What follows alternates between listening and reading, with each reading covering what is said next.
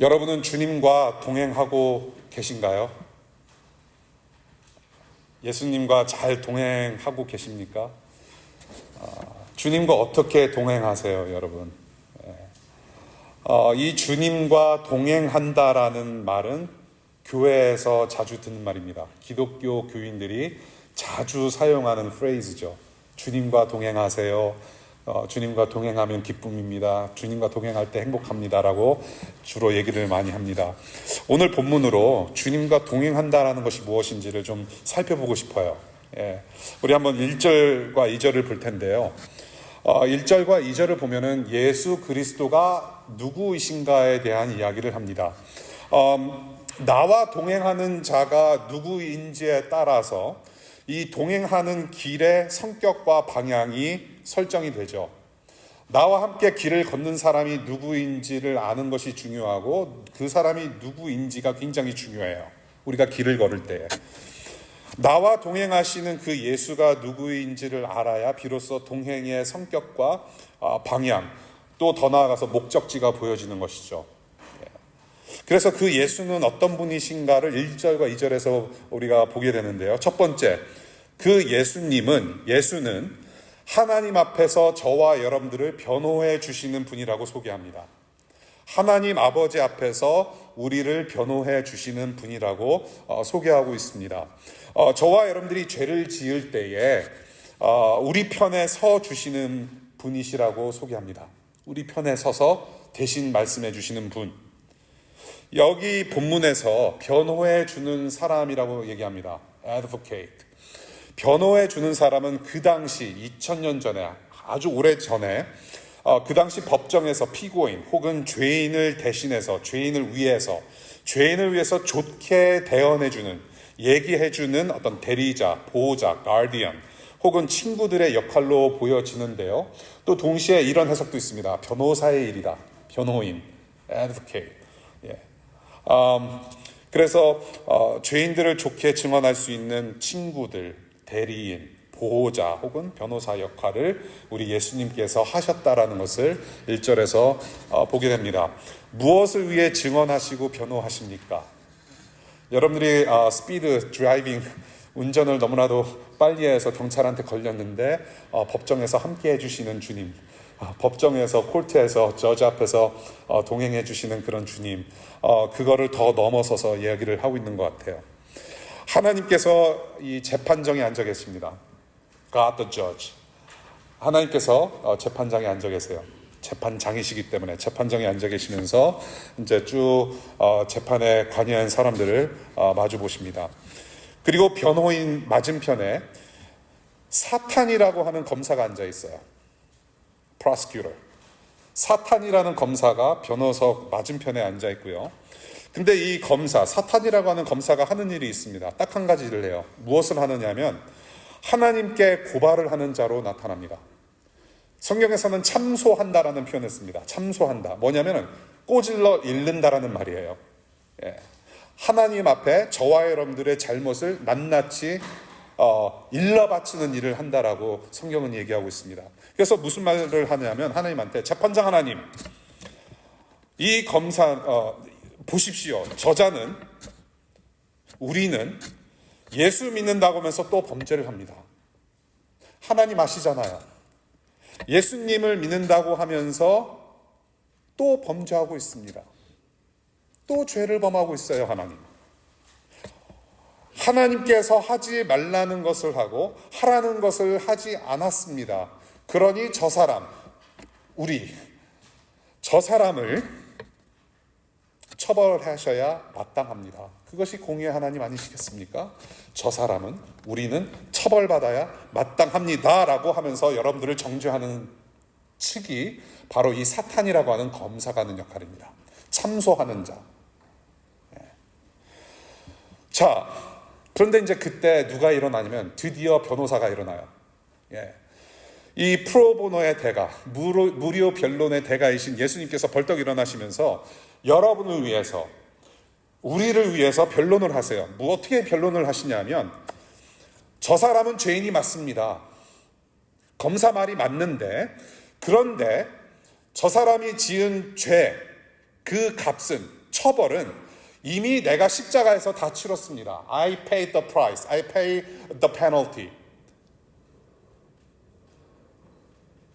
저자가 받아야 할 벌은 이제는 더 이상 없습니다. 왜냐하면 내가 십자가에서 그 벌을 받았기 때문에 저자는 벌을 받을 필요가 없습니다라고 지금도 우리가 범죄할 때마다 혹은 자백할 때마다 하나님 앞에서 예수님께서 하시는 일입니다. 이것이 변론하시는 거예요. 변호하시는 거예요. 우리 측에 서서 저자는 죄가 없습니다라고 밝히시는 분이 바로 예수님이라고 1절에서 증언하고 있습니다. 예. 그리고 두 번째, 의로우신 예수님이라고 하십니다. 그 예수는 의로우시다. 의롭다라는 단어는 요한 1서에서 4번을 등장하는데 4번 등장하는데 주로 어떤 의로운 어떤 행위와 연결되어서 사용하고 있습니다. 예. righteous behavior. 어떤 디미너를 얘기하고 있어요. 주님께서 어떤 의로운 일을 하셨나요? 지금 말씀드린 대로 죄인들을 대신해서 죽으셨어요. 십자가에서 죽으시고 또한 부활하셔서 하나님과 사람의 관계를 다시 한번 올바르게 회복시킨 그 일 때문에 예수님은 의로운 분이세요. 그렇게 의로운 일을 하셨어요. 올바르게 upright하게 우리의 관계를 바로 세워주셨단 말이죠. 예, 무료 변론이셨어요. 프로보노로 공짜로 일을 하셨어요. 그런데 사실은 예수님은 공짜로 일하신 게 아니에요. 수임료를 안 받으신 게 아니에요. 자기가 페이하셨어요. 자기의 수임료를 어떻게 페이하셨느냐? 자기의 피라는 죄의 대가를 대신 지불하셨다는 말이죠. 우리의 구원은, 우리의 죄 용서는 공짜가 아니었어요. 누군가의 희생, 누군가가 죄값을 대신 치렀어야 되는데 그 죄값을 누가 대신 치르셨냐면 바로 예수님이란 분이 치르셨다라는 것이죠. 그러한 의로운 일을 하셨기 때문에 의롭지 못한 자들을 위해서 자기를 내어줌이란, 자기의 피 흘림이란 의로운 일을 하셨기 때문에 그분은 의로우시다. 그분이 바로 예수님이라고 1절에서 이야기를 하고 있습니다. 그리고 마지막 세 번째 2절을 보게 되면 예수님은 어떤 분이시라고 말합니까? 화목 제물이셨다라고 말씀하세요. 화목 제물이다. Atoning sacrifice. Atonement. 이 하나님의 아들께서 이 땅에 오시기 전에 여러분들이 구약 성경을 읽으시면 보시겠지만 여러 가지 제사법이 있습니다.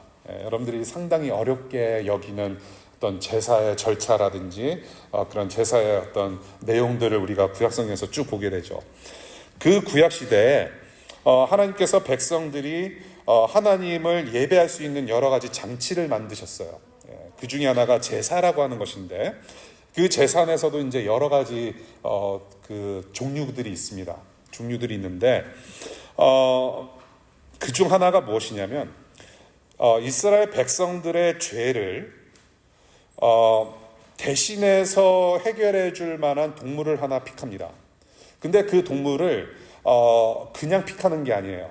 처음부터 잘 길러진 흠이 없는 동물을 이렇게 선정을 해서 거기다 무엇을 하냐면 제사장이 그 동물의 머리에다가 이제 손을 얹고 안수를 합니다. 우리 이스라엘의 백성, 하나님의 백성들의 죄를 다 이 양에게 전가를 시킵니다. 이 양에게 우리 백성들의 죄를 다 쏟아 붓습니다. 그러면서 이제 예배를 해요. 도사를 해요. 피를 흘려요. 그래서 하나님께 태워서 바칩니다. 백성들의 죄를 이 잘 길러진 동물에 전가시켜서 그 동물을 제물로 바쳐드림으로 해서 먼저는 하나님의 진노를 어떻게 해요? 진노를 막습니다.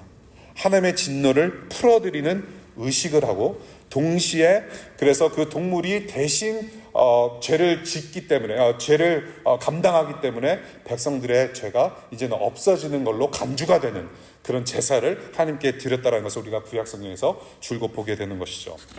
그래서 그 희생당하는 동물이 하나님과 백성들을 다시 화목하게 했다. 다시 평화롭게 관계를 다시 회복했다라는 의미에서 화목 제물이라고 부르는 것입니다. Atoning sacrifice. 그런데 문제는 뭐냐면 그러한 제사를 매번 드려도 우리의 죄는 영원히 해결받을 수 없었다라는 것이에요. 예.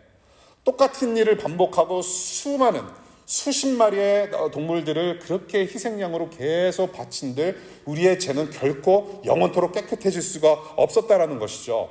그래서 제사를 드리고 난 후에 또다시 하나님 앞에서 범죄하는 일들을 계속하면서 살아오고, 이러한 루틴으로, 이러한 사이클로 우리가 계속해서 살았는데, 그래서 예수님께서 오신 거예요. 이것을 단번에 해결해 주시려고. 이제는 더 이상 동물들 갖다가 다 바치고 똑같은 일 반복하고 똑같은 죄를 반복해서는 아니 될 것인데, 그래서 하나님께서 예수님을 보내주신 것이죠. 우리는 죄의 통제를 받으면서 살 수밖에 없었던 인간들이에요. 죄의 통제.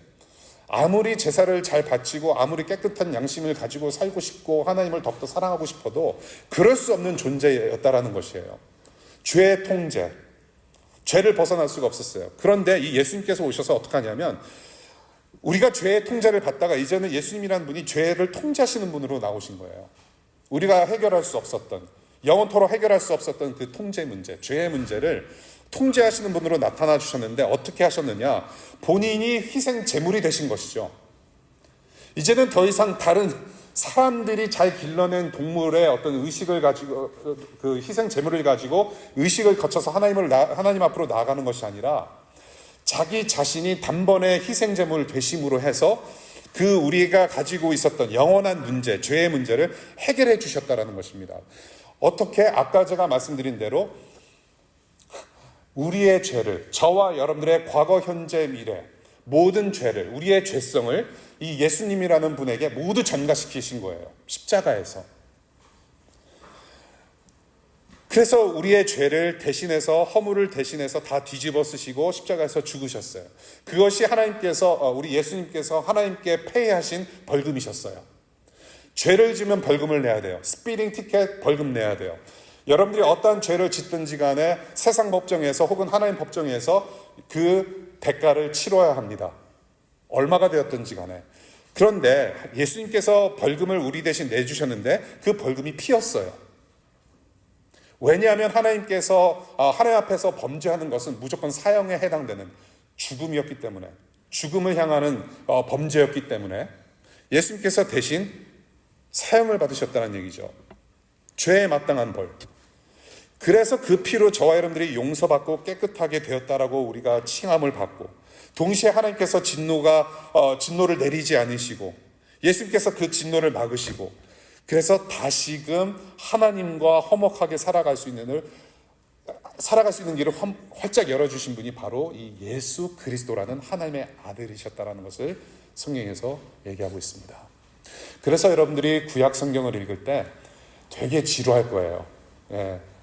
이런 도살 얘기 나오고 핏부림 얘기 나오고 성막을 짓고 성전을 짓고 제사 여러 가지 절차들이 많고, 심지어는 제사장이 무슨 옷을 입어야 되는지 이거를 우리가 왜 알아야 하는데, 그러면서 성경을 읽다가 이제 스킵을 하죠. 구약 성경 스킵하고 이제 마태복음 1장 1절부터 또 읽기 시작해요. 여러분들이 구약 성경을 읽을 때 이 제사 부분이 나오면, 제사장 부분이 나오면, 그리고 동물 제사의 이야기들이 나오면 예수님을 생각하셔야 돼요. 구약의 이러한 피 흘리는 제사, 이 동물들 이야기가 결국에는 예수님 이야기구나. 예수님이 이런 죄 값을 받으신 거구나 생각하시면서 읽으시면 돼요. 그 구약의 희생양이 바로 신약의 예수 그리스도를 가리키는 거거든요. 그래서 그 예수님이라는 분이 우리의 죄를 대신 감당하시고 대신 희생됨을 제물 되어주셔서 하나님 앞으로 우리를 인도해내셨다.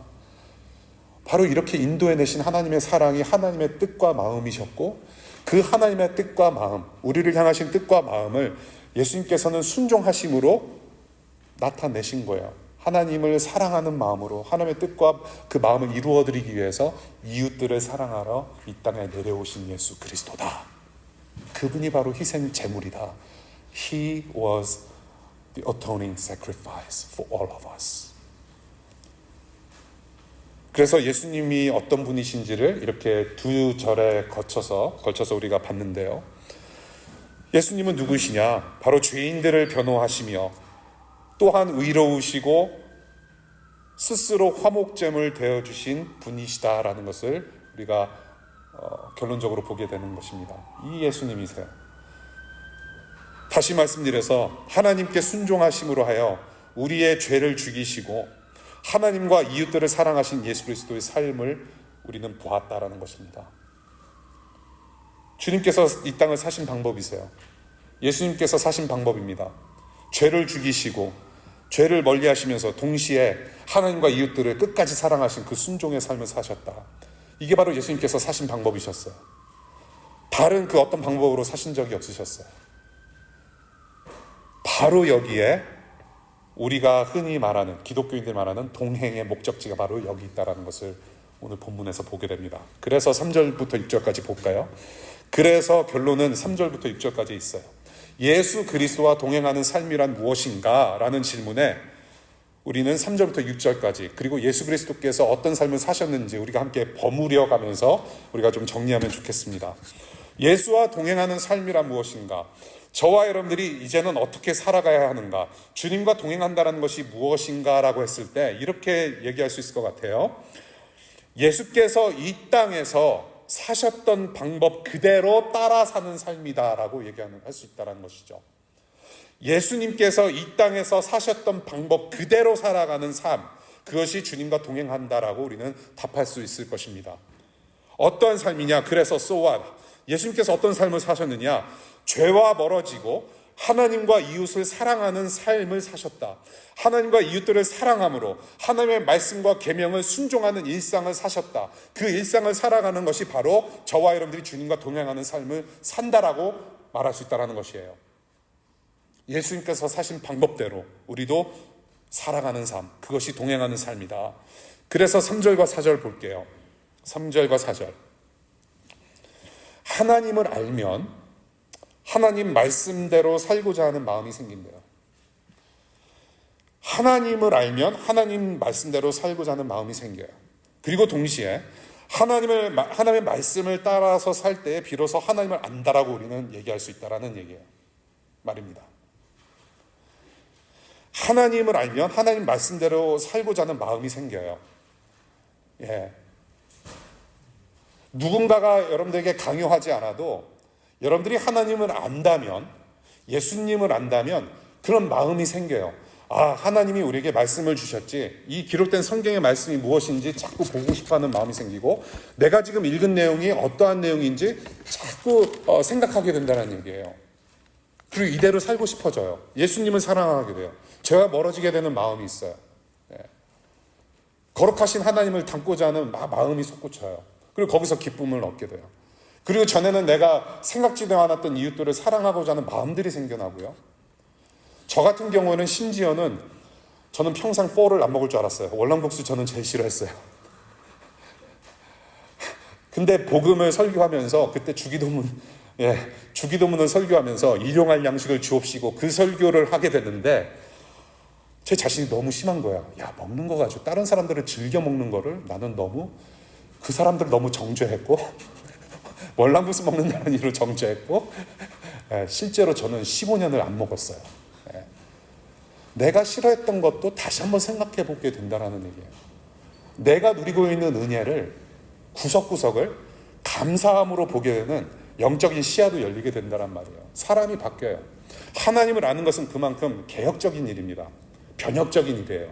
뒤집어지는 일입니다.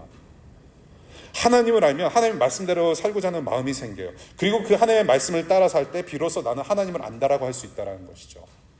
하나님을 아는 것 정말 중요해요. 여기 성경에서 안다라고 하는 것은 친밀함을 뜻합니다. 하나됨을 뜻해요. 그냥 지식적으로 아는 것이 아닙니다. 하나가 되는 겁니다. 지식적으로 하나님에 대해서 아는 것은 누구나 다 할 수 있어요. 신앙이 없어도 성경 한 권을 가지고, 그리고 고대 문헌을 통해서 이 하나님이라는 존재에 대해서 공부는 언제든지 할 수 있고, 대략 이 하나님, 기독교에서 말하는 하나님이 어떤 신인지 대략은 결론을 맺을 수가 있어요. 지적인 탐구를 통해서. 그러나 하나님을 알지 못해요.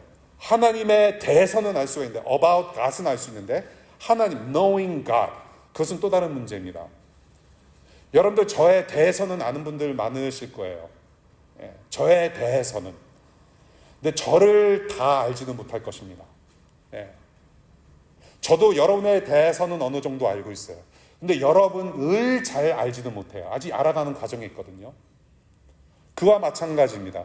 어떤 지적인 동의, intellectually 우리는 접근을 할 수가 있어요. 대략 이 하나님이라는 신은 이런 분이시구나라는 것을 알 수가 있는데, 하나님에 대해서는 알 수 있는데 하나님을 알지 못해요.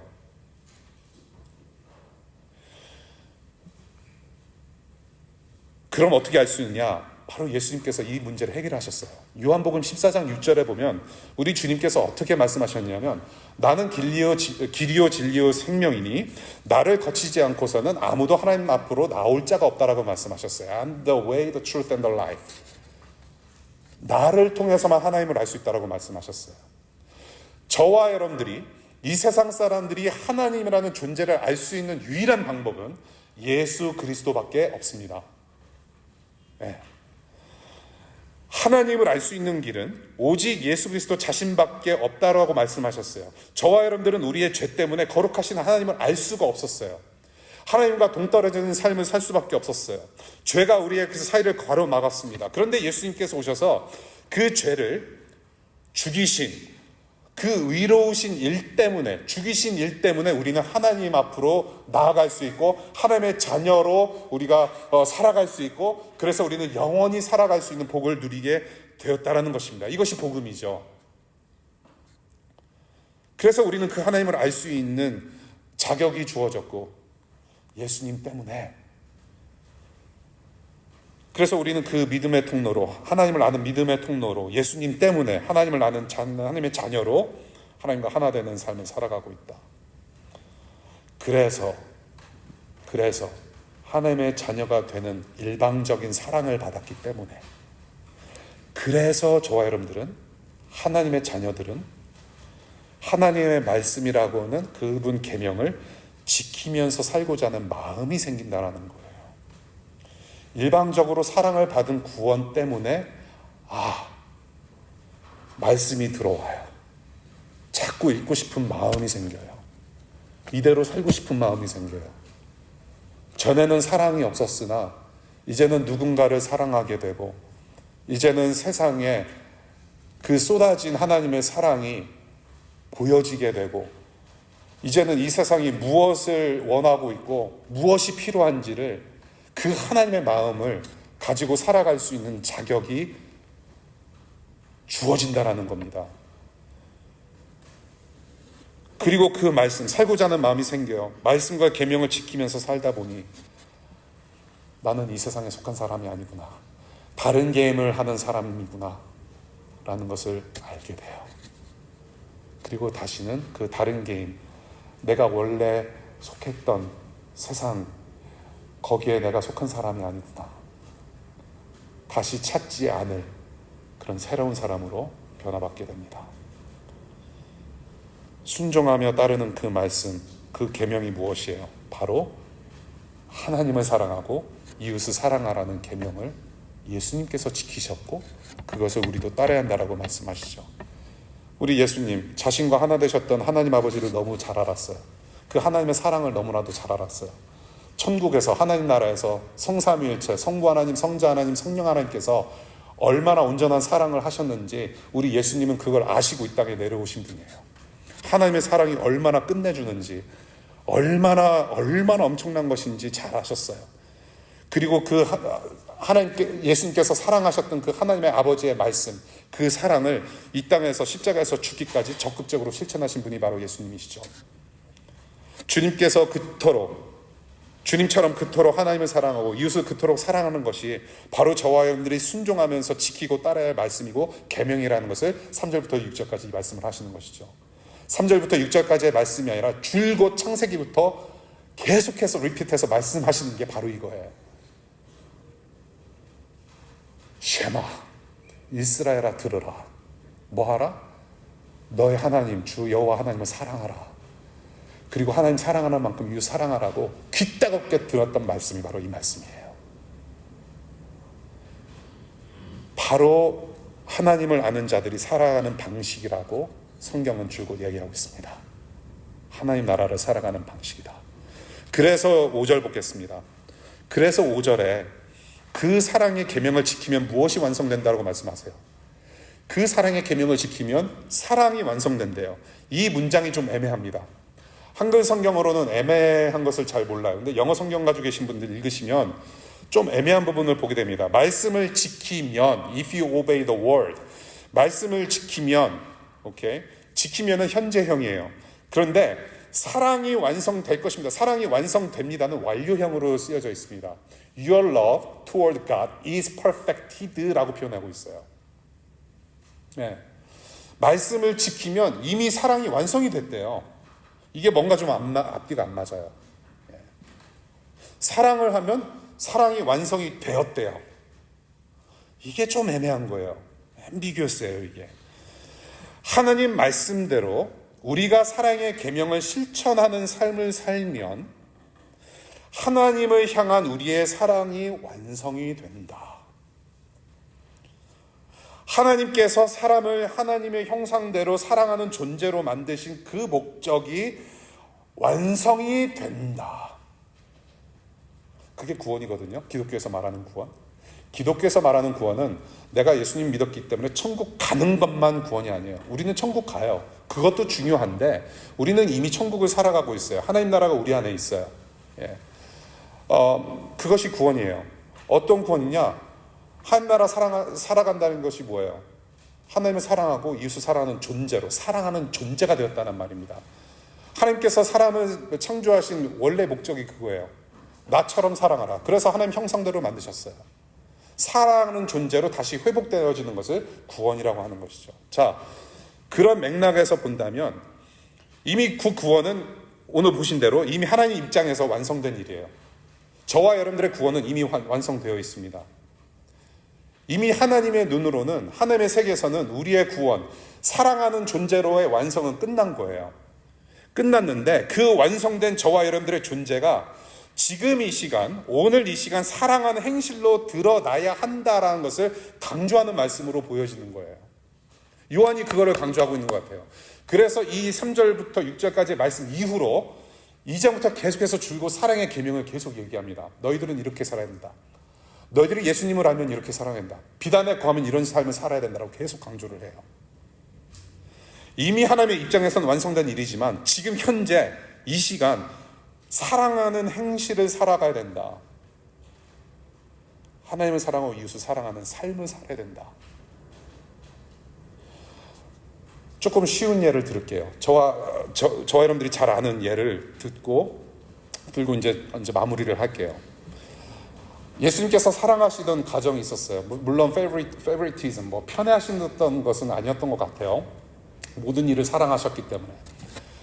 그런데 성경에 보면은 예수님께서 한 가정을 특별히 사랑하시는데 나사로라는 가정을 사랑하셨어요.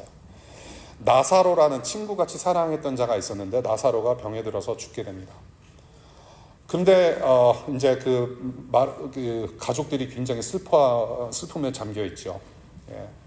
예수님을 부르러도 가요. 하인들을 시켜서. 예수님께서 계셨으면 안 죽었을 텐데 불평도 합니다. 근데 우리 주님께서 그 소식을 들으시고 나사로가 죽어있는 무덤으로 이제 가시는 중에 선포하신 말씀이 있어요. 그 선포하신 말씀이 무엇이냐면 나는 부활이요 생명이다 라는 말씀을 하세요. I am the resurrection and the life. 나는 부활이요 생명이다. 선언을 하셨어요. 그 선언은 무엇이냐면 예수님은 이미 완료형을 사신 분이에요. 예수님은 부활 그 자체이시고 예수님은 그 생명 자체이시란 말이에요. 자기의 어떤 perfection, 완료되심을 선포하신 거예요. 나는 부활이고 생명이라고 하지 않았습니까? 그러면 예수님은 그런 분이잖아요. I will be the resurrection이 아니에요. 내가 부활이 될 것이다 라고 말씀하지 않으셨어요. I am. 부활이며 생명이셨대요. 그렇게 선언하셨어요. 예수님은 이미 완료형이세요. 그런데 이제 나사로의 무덤에 딱 가셨어요. 나사로의 무덤에 가셔서 뭐 하신지 아세요, 여러분들? 가장 먼저 하신 일이 뭐예요? 영어 성경으로 가장 짧은, 성경에서 찾을 수 있는 가장 짧은 구절, the shortest verse in the Bible. Jesus wept. 예수께서 우시니라. Wait a minute. 예수님은 부활이고 생명 그 자체 완료형이셨어요. 그럼 가서 나사로 나오너라 그 말 한 말씀 하시면 되잖아요. 뭐하러 우셨어요? 말씀 한마디면은 살아나올 건데 그렇게 됐잖아요. 근데 왜 우셨을까요? 이미 완료형이셨더라도 예수님은 여전히 사랑하고 계시는 중이었단 말이에요. 우셨어요. 무엇을 뜻하냐면 저와 여러분들의 구원 완료되었어요. 예수님은 이미 완료형이셨어요. 완료형이세요. 우리는 그 안에서 살아가요. 우리는 이미 하나님 나라를 살아가고 있고 우리는 이미 완성된 그 구원을 향해서 오늘도 하루하루 살아가지만 그래서 우리에게 할 일이 있단 말이에요. 그 할 일이 무엇이냐면 우는 일입니다. 이웃을 향해서. 예수님이 사셨던 것처럼 예수님께서 나사로를 너무나도 사랑하셔서 우셨던 것처럼 이 세상에 죄악으로 가득한 그런 죽음 가득한 땅을 보시면서 여전히 사랑하셨음을 보여주셨단 말이죠. 저와 여러분들 이미 완성된 구원을 살아가고 있지만 그래서 우리는 어떻게 살아야 하는가라고 얘기했을 때 오늘 본문에서 보는 것처럼 우리가 할 일이 있다. 그 할 일이 무엇이냐? 계명을 지키는 일이다. 하나님을 사랑하고 이웃을 사랑하는 삶. 예수님처럼 눈물로 사랑하는 삶. 그 온전한 사랑으로 사랑하신 그 예수님처럼 살아가야 한다. 그 예수님과 그렇게 살아가는 것이 바로 주님과 동행하는 길이라고 6절에서 말을 하고 있는 것 같습니다. 우리 6절 여러분들 암송하신 분들 계시죠? 6절 자 모르시는 분들은 그냥 좀 더 같이 하고요. 일단 외우신 분들 한번 같이 한번 해볼까요? 시작. 하나님 안에 있다고 하는 사람은 자기도 그리스도께서 사신 것과 같이 마땅히 그렇게 살아가야 합니다. 우리 한번 다 같이 읽을게요. 우리 파워포인트 보시면서 큰 소리로 다시 한번 읽겠습니다. 시작. 하나님 안에 있다고 하는 사람은 자기도 그리스도께서 사신 것과 같이 마땅히 그렇게 살아가야 합니다. 그리스도께서 사신 것과 같이 말씀 맺을게요. 주님과 동행하는 삶이란 예수께서 사신 대로 살아가는 것이다.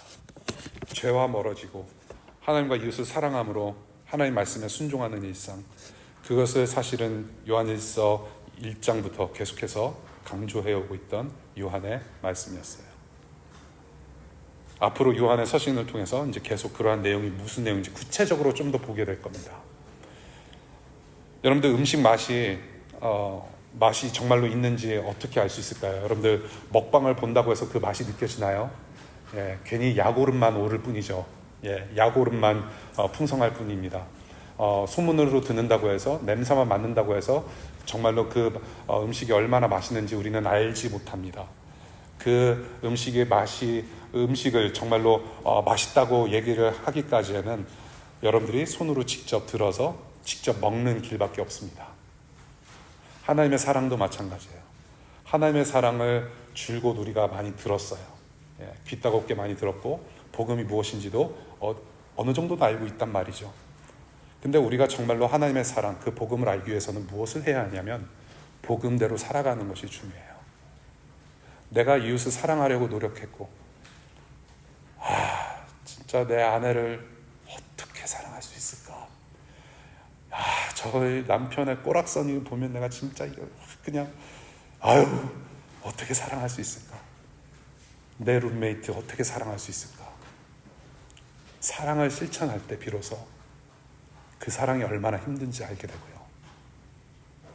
그렇게 힘든 사랑을 예수님께서 십자가에서 죽으심으로 그렇도록 사랑하셨구나를 조금 더 깨닫게 되는 것 같아요. 그 진리를 행하고자 할 때, 그 사랑을 실천하고자 할 때 그 진리, 그 사랑, 그 계명이 어떠한 것인지 우리가 알 수 있고 그 동행하는 삶이 조금 더 나아지지 않을까라는 생각이 들어요. 그래서 첫 번째로 주님과 동행하는 일상, 죄를 자백하시고 죄와 멀어지실 수 있기를 바랍니다. 누가 죄를 짓더라도 변호할 수 있는 분이 있다. 1절에서 말하는데 이 말은 뭐냐면 예수님이라는 분이 계시기 때문에 너는 이제 맘대로 살아도 된다. 똑같이 죄 져도 된다. 너 기독교인이잖아. 그렇게 죄를 대하지 말라는 뜻입니다, 여러분. 하나님께서는 죄를 얼마나 무겁게 대하시는지 예수 그리스도라는 십자가를 통해서 보고 알으란 말이에요. 이 죄에 대한 심각성, 그리고 그 심각한 죄의 문제를 해결해 주신 예수님을 기억하라. 우리의 죄의 무게가 곧 예수 그리스도의 피의 무게다라는 것을 늘 기억하시고, 우리가 하나님께 도움 요청하는 그런 복음의 삶을 계속해서 사실 수 있기를 바라요. 이 죄와 멀어지고자 하는 이 몸부림이 바로 하나님을 사랑하는 것이라는 것을 우리가 좀 늘 기억하며 이번 한 주간 살았으면 좋겠습니다. 두 번째, 주님과 동행하는 일상. 이 하나님과 이웃을 사랑하는 문제인데요, 저는 조금 더 구체적으로 저와 여러분들이, 워싱턴 DC에서 살아가는 저와 여러분들이 조금 더 구체적으로 적용해보고 싶다라는 생각이 들었어요. 그 구체적으로 하나님을 사랑하고 이웃을 사랑하는 방법, 구체적인 방법 하나가 저는 바로 탐욕의 문제에 있다라고 저는 봅니다. 탐욕, greedy. 여러 말씀 안 드릴게요.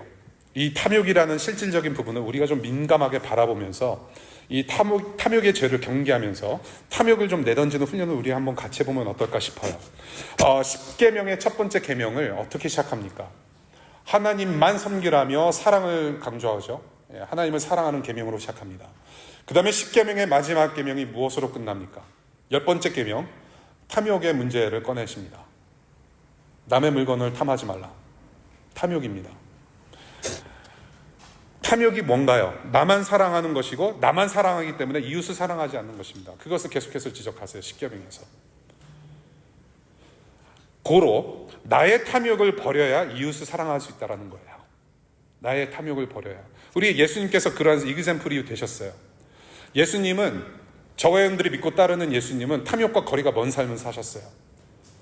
탐욕을 한 번도 부려본 적이 없으셨기 때문에, 그래서 저와 여러분들을 위해서 죽으실 수 있었던 것 같아요. 그 삶을 한번 살아보자는 얘기예요. 그 10계명을 우리도 좀 지켜보자는 얘기죠. 그래서 구체적으로 저와 여러분들이 무엇을 조심해야 되고, 우리가 무엇을 여태까지 즐겨 했으며, 그리고 또한 우리가 이것을 절제함으로 해서 우리가 이웃들과 무엇을 나눌 수 있는지를 여러분들의 각자의 마음에 부어주시는 부담을 따라서 여러분들이 각자 실천할 수 있으면 좋겠어요. 지금 여러 가지 제가 말씀 안 드릴게요. 지금 또 여러분들 가운데 성령 하나님을 통해서 주시는 어떤 그런 마음이 있을 거라고 저는 생각을 합니다. 그 음성대로 우리가 실천할 수 있기를 바라요. 돈과 권력을 탐욕하는 소수로 인해서 다수의 이웃들이 희생당하고 고통받는 현실 속에서 우리 예수 그리스도를 믿고 따르는 제자들이 정말로 우리는 어떻게 살아야 하는지, 우리가 버려야 될 욕심과 탐욕은 무엇인지 좀 진지하게 고민하고 실천하면서 하나님 사랑할 수 있는 저와 여러분들 되실 수 있기를 바랍니다. 우리가 도움을 요청할 때 지금 각자의 믿음의 페이스대로 함께 하시는 주님께서, 동행하시는 주님께서 여러분들을 그렇게 도와주실 것이고, 결국에는 구원의 완성의 길로 우리를 끝까지 인도하실 거예요. 이 복음의 기쁜 메시지를 우리가 가슴에 품고 우리가 한 주간 동안 주님과 동행하는 그 순간순간이 정말로 즐거운 일이 아닌가. 찬송으로 우리가 하나님께 예배할 수 있기를 바랍니다. 기도할게요.